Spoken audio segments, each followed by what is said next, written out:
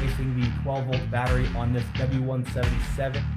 Dive into it right away and show you how easy this is to replace the battery on these vehicles. First step, what we're going to do is pull this cover forward, just like so.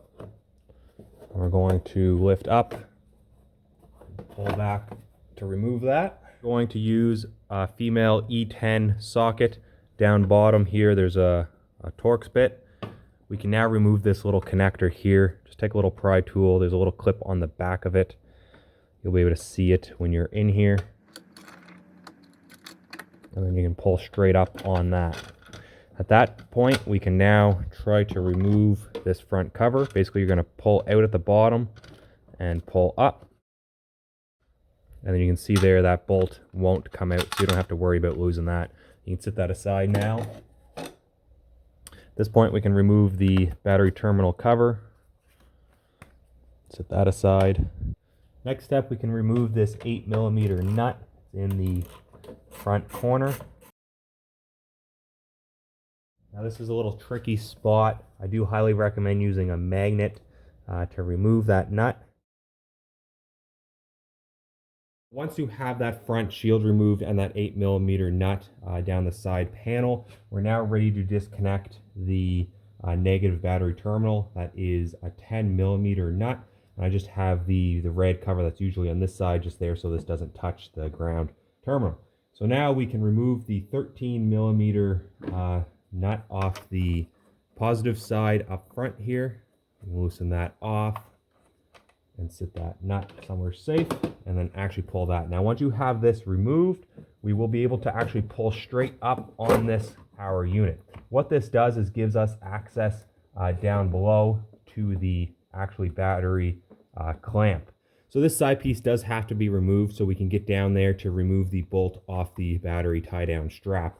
Now this can be a little finicky. Basically, you're going to kind of just lift up the front and then lift up the back and then shuffle it straight up. Now this does give us access to the battery tie down. I do believe that's a 13mm, and you may need an extension on there. You're going to loosen that off. Set that aside. At this point, we can now shuffle this unit over. The very next step we need to do is get this unit on top of the battery unclipped. So each side, there's some plastic mounts.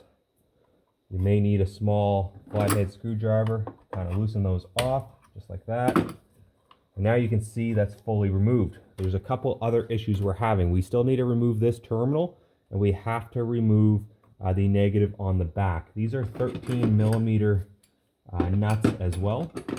This one here.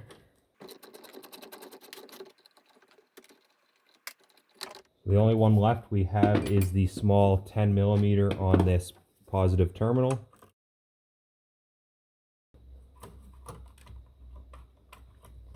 Just like so. So this can also be tucked over to the side, out of the way. We can pull our battery tie down strap from there. Remove that. Now we should be able to remove the battery.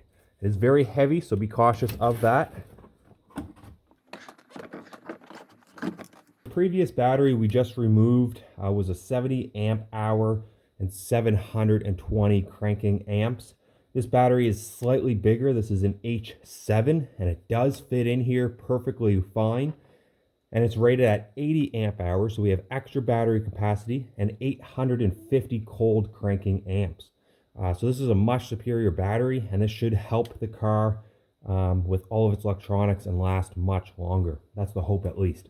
Now, once you have your battery replaced, whether you go with an upgraded bigger battery or you just put in the same size, this is exactly the same process. Once you have your new battery in place, you're going to want to bring the strap over to the other side. Make sure it's kind of tucked around all of these. You want to be under the top and under this unit as well. So I was having a little bit of a panic there that the strap wasn't reaching with the bigger battery. It does reach. You just need to make sure it's pushed all the way over to the side. Then we can reinstall our 13mm nut. Use our deep socket with our extension. All right, you don't have to go crazy tight with that. Just make sure it's snugged up. At this point, we're now ready to install our top unit here, as I'll refer to it as. So basically, you're just going to want to line up your rear negative cable with the terminal on top. Make sure that lines up, and then line it up with your positive terminal. So you want to make sure this is all pushed down nice and tight. We can then reinstall our 10 millimeter. Again, you don't want to go crazy tight with these. They will strip very easily. Just make sure everything is nice and snug. At this point, we can reinstall our 13 millimeter nut on the rear. That's with your deep socket as well. Just snug it up. That's going to the fuse of the battery. In case you're in an accident or anything, that will actually blow so you don't have power going to the systems. At this point, this won't actually kind of click on. It will just be kind of sitting there now.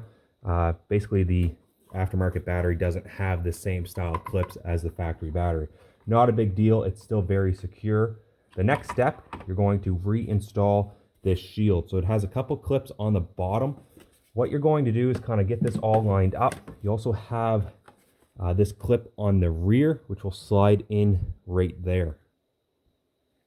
So basically, we're going to get this down into place, kind of line it all up, and then you'll hear the click, and you know that is properly mounted in its location. At this point, we can then take our side unit and kind of finesse this down in there as well. It's a very tight fit, but just take your time and get everything lined up. Then we can take our positive battery cable here, reinstall that on there. That's a 13 millimeter as well. You will have to use a deep socket just where the tip kind of protrudes out. You're going to want to snug this up. The 8 millimeter can be reinstalled down on the side holding this unit in. And then we can also now reinstall our main negative terminal to the battery. That's a 10 millimeter. We need to snug back up. At this point, we can now reinstall that 8 millimeter if you've not done so. Now install that 8 millimeter. The next step is going to be getting this in place. So you do have your E10 Torx.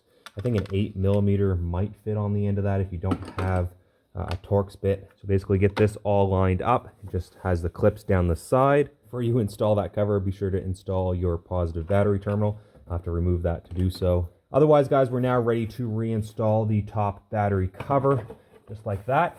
And now we can keep it pushed down and back into place.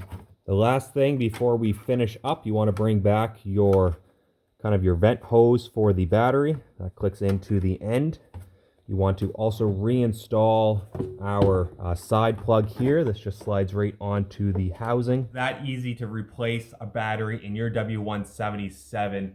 And also you have the ability to upgrade to that larger battery capacity, which I think is absolute must on these cars. Hope this video helped you out. Be sure to hit that like button, smash that subscribe button if you aren't currently subscribing to the channel, because there's a ton more great content coming your way that you're not going to want to miss out. So until next time, guys, you know what to do.